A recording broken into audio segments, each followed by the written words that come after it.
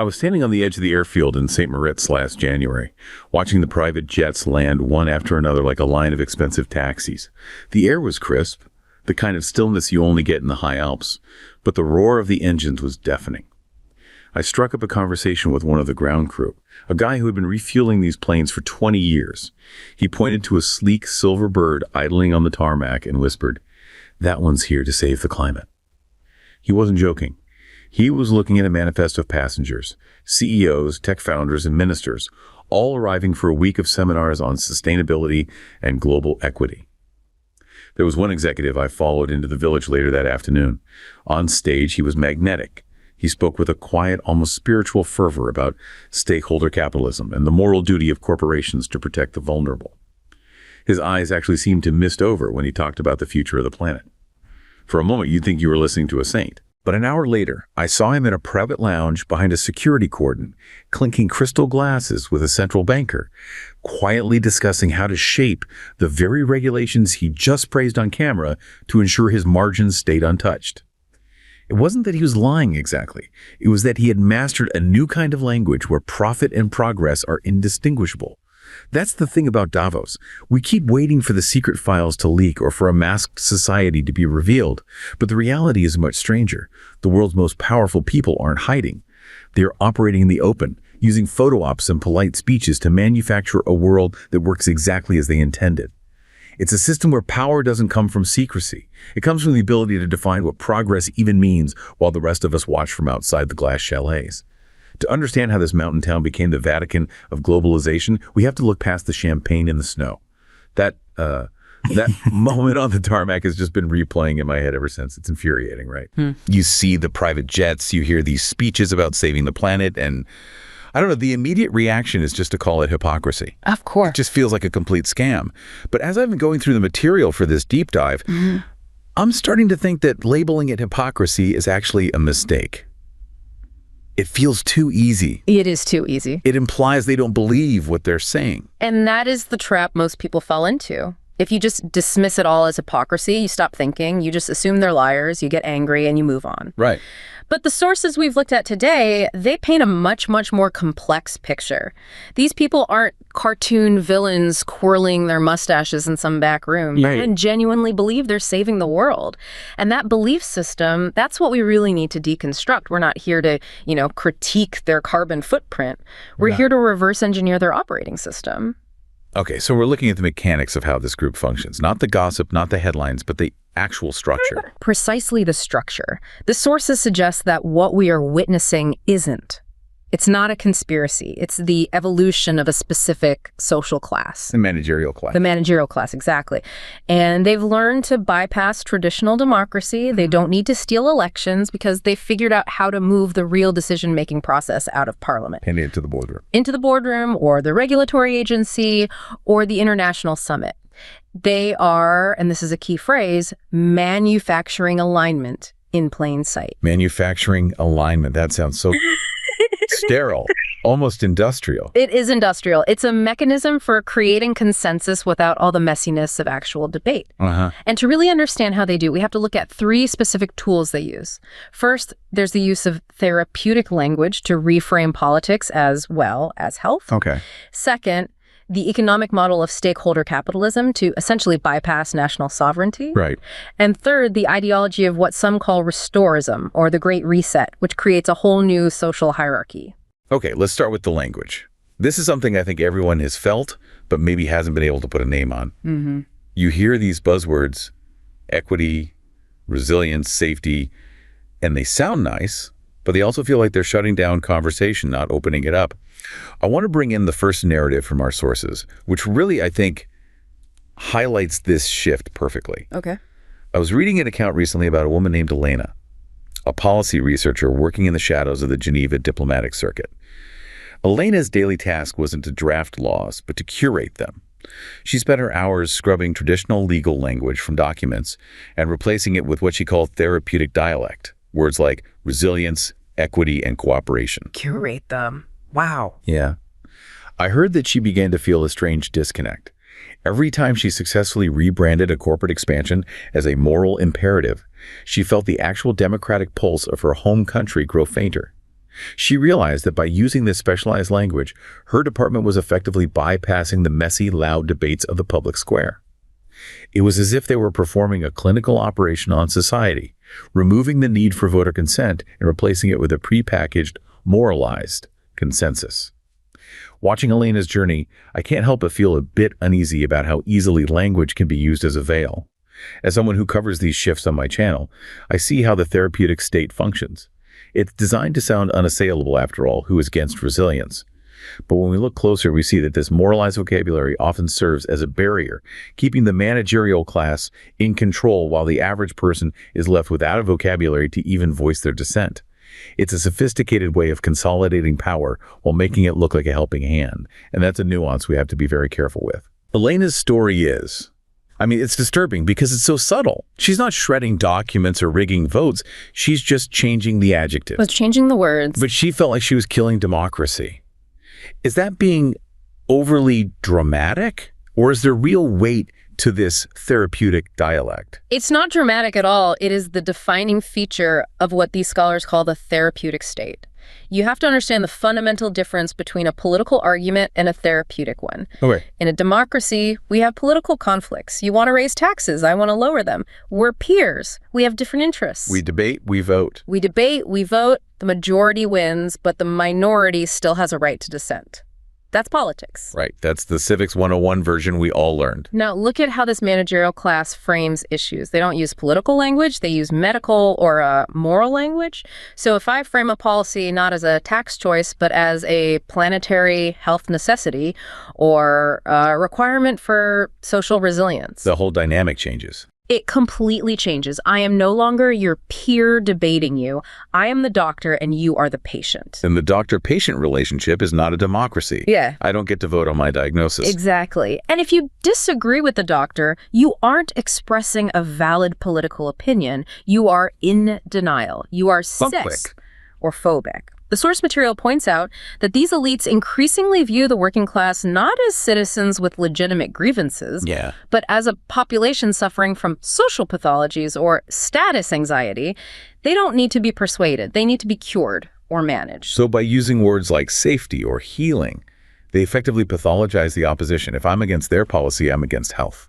It's brilliant in a terrifying way. It creates a sanity versus insanity framework. And this effectively removes the entire issue from the democratic sphere. You don't vote on medical treatments, you listen to the experts. Right. This is why Elena felt that democratic pulse fading. She was helping to move governance from the parliament where we argue to the hospital where we just obey. There is a quote in the material that I found fascinating where an expert compares the old way of passing laws, through legislative battles, to pulling an eyelash out with tongs. That sounds incredibly painful and slow. Painful, blunt, inefficient. That's how they view democracy. They prefer to use these indirect social institutions, human resources departments, school boards, corporate ESG scores, to shape behavior quietly.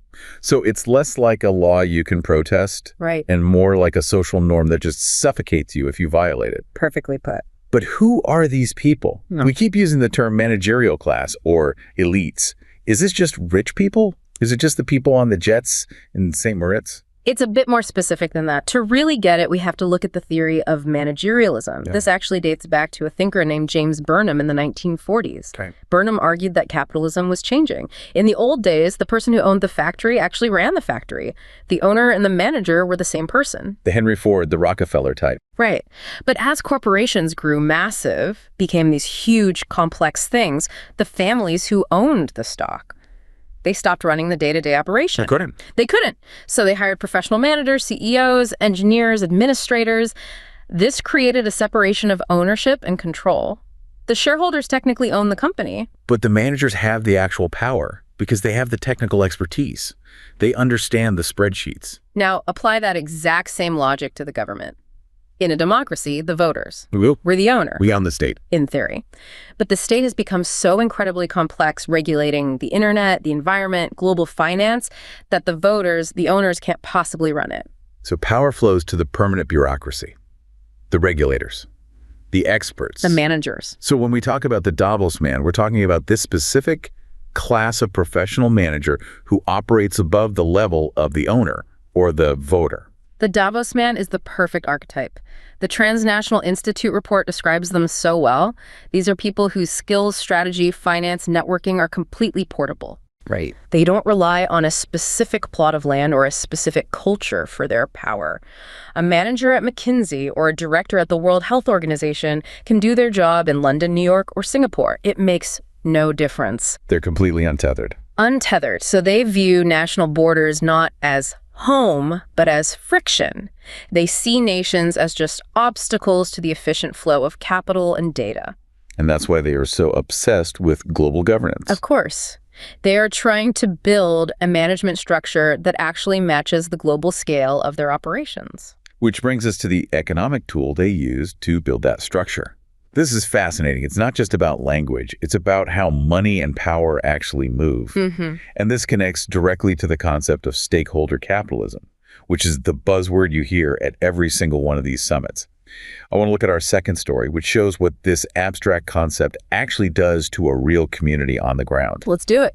I saw a short documentary online about a man named Marcus, who lived in a manufacturing town in the German Rust Belt.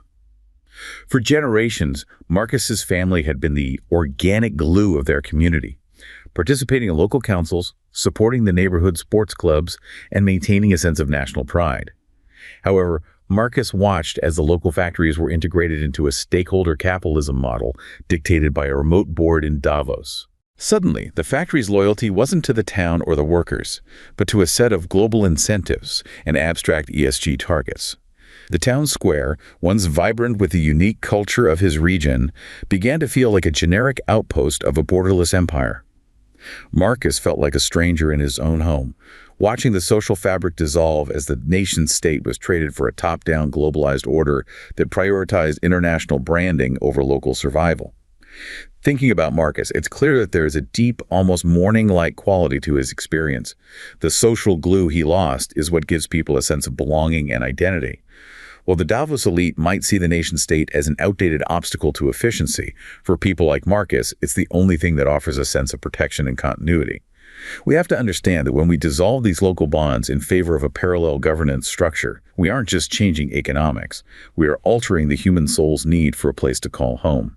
It's a reminder that global progress shouldn't come at the cost of the very communities it claims to serve. A generic outpost of a borderless empire.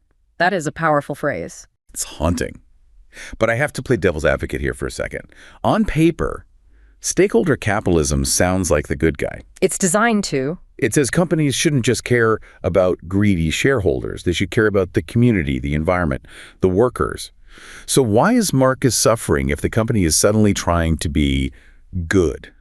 It's the classic bait and switch. You're right, stakeholder capitalism sounds benevolent because it promises to serve society. But the critical question, the one that the sources highlight again and again, is this. Who gets to define who the stakeholders are? Well, presumably the company decides. The corporation decides. The board of directors sits in a room and says, okay, our stakeholders are the climate, social justice, and the global supply chain. And not Marcus. Not Marcus. They might decide that the climate stakeholder requires them to shut down Marcus's factory, or that the social justice stakeholder requires them to implement hiring practices that exclude Marcus's entire demographic. So the corporation is making political decisions. They're the ones deciding what is good for society. Exactly. It effectively privatizes governance. In the old model, if you wanted to pass a rigorous environmental law that could shut down a factory, you had to pass a law. It was a public act. It was a public act. Marcus could vote against it. His representative could debate it. In stakeholder capitalism, the CEO simply decides it's a moral imperative to do it. Marcus has no vote. He has no representative in that boardroom. It completely bypasses the state. The corporation becomes a kind of government. The sources call this parallel governance. The Transnational Institute uses a brilliant metaphor for this process. They call it the camel's nose. The old fable, let the camel's nose in the tent. And pretty soon the whole camel is inside and you're out in the cold. The WEF, the World Economic Forum, acts as a shrewd camel trader. They push for these things called public-private partnerships, or PPPs. Right. They go to governments that are broke or inefficient and they say, let us help. Let the private sector bring its efficiency to your public problems. Which, that sounds reasonable to a lot of people. Governments are often inefficient. Of course. But the price of that help is what's called soft law. This is a crucial concept to get your head around. Okay. Hard law is a treaty or a statute. It requires voting, ratification, debate. It's hard to do. Soft law consists of voluntary guidelines, best practices, and multi-stakeholder initiatives. Which just sounds weak. I mean, if it's voluntary, why does it even matter? Because it doesn't stay voluntary. These soft standards, these ESG goals, they get adopted by the banks, by the investment firms, by the insurance companies. Suddenly, if a small business or a local government doesn't comply with the voluntary standards set in Geneva, they can't get a loan. They can't get insurance. The soft law hardens into a reality that is just as binding as a government regulation. But no parliament ever voted for it. Not a single vote was cast. So Marcus is living under a set of rules that were written by private corporations for private corporations, but they're all disguised as saving the world. And this model, you see it at its most aggressive in the technology sector. The digital sovereigns source we looked at argues that big tech companies are the ultimate realization of this managerial power. We tend to think of Google or Meta as just really big businesses, like General Electric was in its day. But you're saying they're fundamentally different. They're pseudo-states. Look at the classic definition of a sovereign state in international law. You need three things: territory, population, and governance. Right. Well, these companies have digital territory. Their servers and platforms are a distinct space. They have a population. Meta has more active users than China and India combined. That's staggering. And they have governance. Their terms of service are the Constitution, their content moderators are the police, and their so-called oversight boards are the courts. And they negotiate with actual countries as if they were equals. You see nations sending ambassadors to Silicon Valley. It's bizarre. It directly challenges the Westphalian model of the world, where power is tied to physical geography. The managerial class loves the digital realm because it is purely technical. It's a world where the engineer or the moderator is God. There's no democracy in an algorithm. None. You interact with it on their terms, or you are deplatformed. That is the borderless empire Marcus is so afraid of. It's a world where the local town square is replaced by a digital feed controlled by a manager in California. It's a complete reshaping of how power works. And this has to lead us to the final piece of the puzzle. We've talked about the language, the therapeutic state, and the economics, stakeholder capitalism. But what is the ideology behind it all? What is the goal? This brings us to the most controversial term in our whole stack, the Great Reset. And this is where we have to be very, very precise. The internet treats the Great Reset as some spooky conspiracy theory. Right. It's all lizard people in secret bunkers. But in our deep dive, we are treating it strictly as a sociological concept we found in the literature. It's not a secret plot. It's an open declaration of a shift in values. And to understand the human cost of this shift, we have one more story. Try to imagine a man named Julian, a senior engineer in the UK who had spent 30 years climbing the ladder through grit and technical mastery. Recently, Julian shared his story on a forum, describing a feeling of anomie, a profound sense of being cast adrift. He watched as his company, influenced by the Great Reset ideology, began to prioritize ideological narratives and narrative fit over actual meritocratic results. Projects were no longer judged by their engineering soundness, but by how well they signaled a commitment to the new global vision. Julian felt like he was part of a politically exiled middle class, a group that played by the old rules of hard work and expertise, only to find that the goalposts had been moved to a different stadium entirely. He felt fragmented, disconnected from a system that seemed to value his narrative alignment more than his actual skills. That's a powerful story. When I look at Julian's situation, I see the human face of what scholars call social fragmentation. It's a powerful, almost visceral reaction to feeling like the world has moved on without your consent. From a balance perspective, we have to recognize that while institutional evolution is necessary, ignoring the meritocratic reality of the working and middle classes creates a dangerous vacuum. Julian isn't just resistant to change, he's responding to the feeling that his reality is being overwritten by an elite ideology. As we navigate these big resets, we have to ask ourselves, if we lose the Julians of the world, what kind of foundation are we really building for the future? Narrative can drive a project, but it can't build a bridge that stands. Anomie. That's a word you don't hear often. It means a state of normlessness, right? Exactly. A feeling that the rules have just disintegrated from under your feet. It's the feeling that the social contract has been torn up. Julian played by the old rules.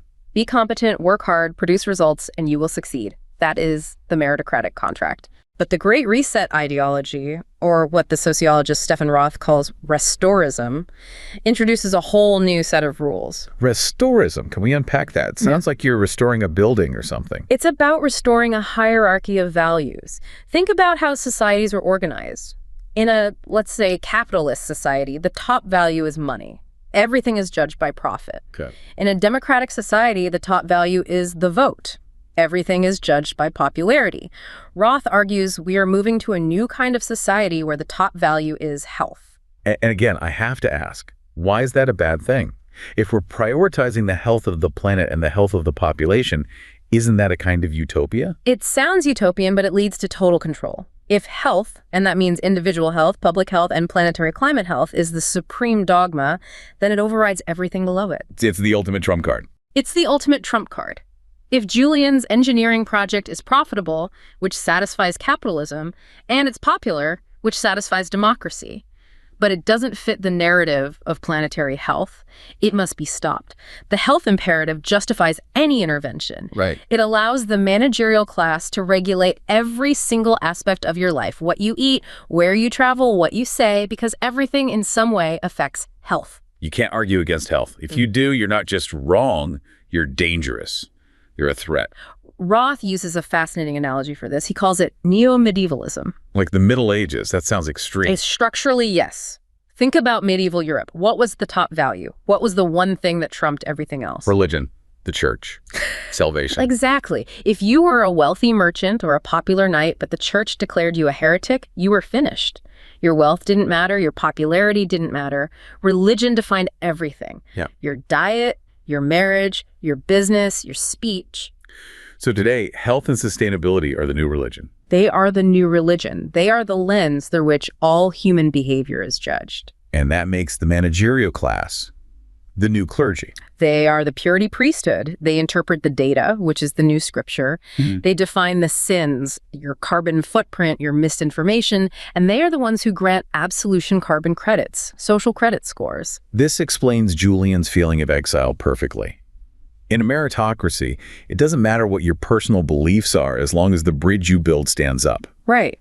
But in this neo-medieval system, your purity, your narrative alignment, matters more than your actual competence. And this leads to a whole new form of social stratification. We're seeing society divide not just by class or wealth, but by compliance. You have the healthy compliant class who speak the therapeutic language, who have the right ESG scores, who have the narrative fit. And then you have the unhealthy pollutant class. Julians and the Marcus of the world, who are viewed as remnants of an old, dirty, problematic world that needs to be managed away. What's the mechanism for enforcing this? The hospital. I want you to think about the metaphor of the total institution. A prison is a total institution. A monastery is one. But the most relevant one for us today is the hospital. When you're a patient in a hospital, do you have rights? Not really. You have to do what the doctors say. You eat the jello they give you. You take the pill. You stay in bed. You are stripped of your identity as a citizen, and you're reduced to your biological status. You are a body to be managed. The goal of Restorism, whether it's conscious or not, is to turn society into a global hospital. We are all patients now. We are all patients. We are all under constant monitoring for symptoms, and those symptoms could be a virus, a carbon footprint, or a wrong opinion on the internet. And the managerial class are the hospital administrators. They aren't elected. They're hired to keep the hospital running efficiently. They don't care about your freedom. They care about your outcomes. This is why Julian feels enemy. He doesn't want to be a patient. He wants to be a free citizen who builds bridges. But the system is treating him like a pathology that needs to be managed. It connects everything we've talked about. Elena's therapeutic language is the doctor's bedside manner. Marcus's stakeholder capitalism is the hospital administration making decisions for the good of all the patients without asking them. And the Great Reset is the layout of the new hospital ward. And all of it is designed to bypass the messy, unpredictable, unhealthy chaos of democracy.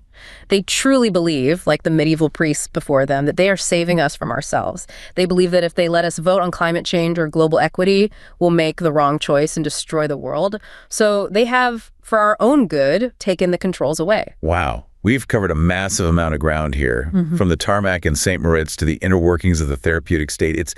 It's a lot to process. It's almost overwhelming to see the scale of this manufacturing of alignment. It is vast, but I think the most important thing to take away from all this is that this is not a secret. Stop looking for the hidden files or the leaked documents. The Great Reset isn't a conspiracy theory. It is a publicly stated ambition. It's a brochure. It is a brochure for a new world order where management replaces politics. They were telling us exactly what they are doing. We just haven't been listening to the therapeutic dialect they're using. But I want to end with a thought from history, something for you to chew on. Every civilization builds a purity priesthood. Rome had its senators who claimed to protect the republic while they enriched themselves. The church had its cardinals who claimed to hold the keys to heaven while they sold indulgences. The modern world has the managerial elite who claim to hold the keys to planetary survival. But those previous elites, I mean, they didn't last forever. No, they didn't, because eventually the gap between the narrative, the story the elites tell themselves, and the reality on the ground becomes too wide. You can't eat a narrative, you can't live in a stakeholder incentive. Right. When the Julians stop building bridges because they're tired of being lectured, the bridges eventually fall down.